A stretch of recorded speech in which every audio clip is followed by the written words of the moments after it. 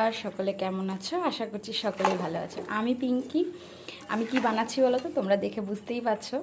আমের আচার এখন সিজন নয়, তবুও হঠাৎ করে খেতে ইচ্ছা করেছে। একবার বানানো হয়ে গেছিলো, বানিয়ে খাওয়াও হয়ে গেছে, সেটা শেষ হয়ে গেছে।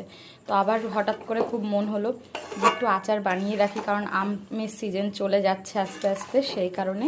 তো এখানে আমি পুরো ভিডিওটা দেখাতে পারিনি, আমি এখানে অর্ধেক থেকে শুরু করছি, তার কারণ একটু ব্যস্ত ছিলাম। তো বাকিটুকু শুরু থেকে দেখানো হয়নি। তো আমের আচার আমি এখানে চিনি আর গুড় দিয়ে বানাচ্ছি। তোমরা অনেকেই জানো আমের আচার বানাতে, আমি কীভাবে বানাচ্ছি আমি সেটাই দেখালাম।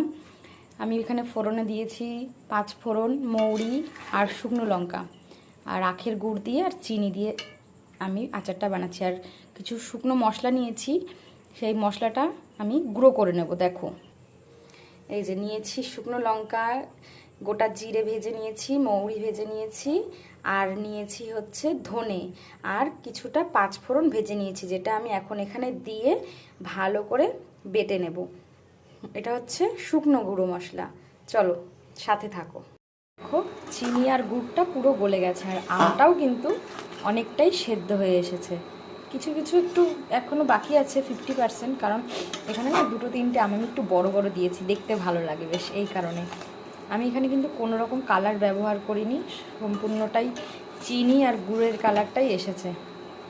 এই দেখো কেমন লাগছে জানিও। আচ্ছা, তোমাদেরকে আরেকটা কথা বলার আছে। তোমরা যারা যারা আমার ভিডিওগুলো দেখছো, সাপোর্ট করছো, তোমাদের সবাইকে অনেক অনেক অনেক ধন্যবাদ। এইভাবেই আমার পাশে থেকেও, কিছু ভুল ত্রুটি হলে অবশ্যই আমাকে বলে দিও, কারণ মানুষ মাত্রই ভুল হয়। আমি চেষ্টা করি তোমাদের সাথে ভালো ভালো সুন্দর সুন্দর রান্নার ভিডিও, ছোট ছোট ব্লগ, আমার গোপালের ভিডিও শেয়ার করার জন্য।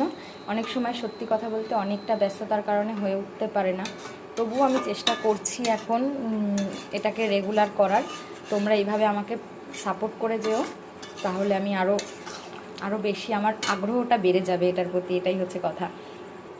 এই যে আমি মশলাটা গুঁড়ো করে নিয়েছি, এটা আমি একদম নামানোর আগে দেব। শিলনোড়াতেই গুঁড়ো করেছি, আমি পুরো মিহি করিনি, আমার এইরকম একটু হালকা গোটা গোটাই ভালো লাগে। আমার আমের আচার কমপ্লিট। এবার আমি এর মধ্যে দিয়ে গুঁড়ো মশলাটা দিয়ে দেব।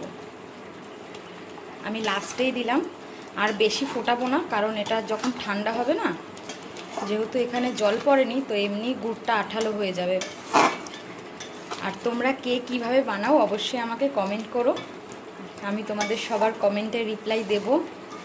আর আমার ভিডিওগুলো যদি তোমাদের ভালো লাগে, কি ইউটিউব থেকে কি ফেসবুক থেকে, তোমরা একটু সাবস্ক্রাইব করে দিও আমার চ্যানেলটা। ইউটিউব থেকে দেখলে ইউটিউব থেকে করে দিও, ফেসবুক থেকে দেখলে ফেসবুক থেকেও সাবস্ক্রাইব ফলো করে দিও।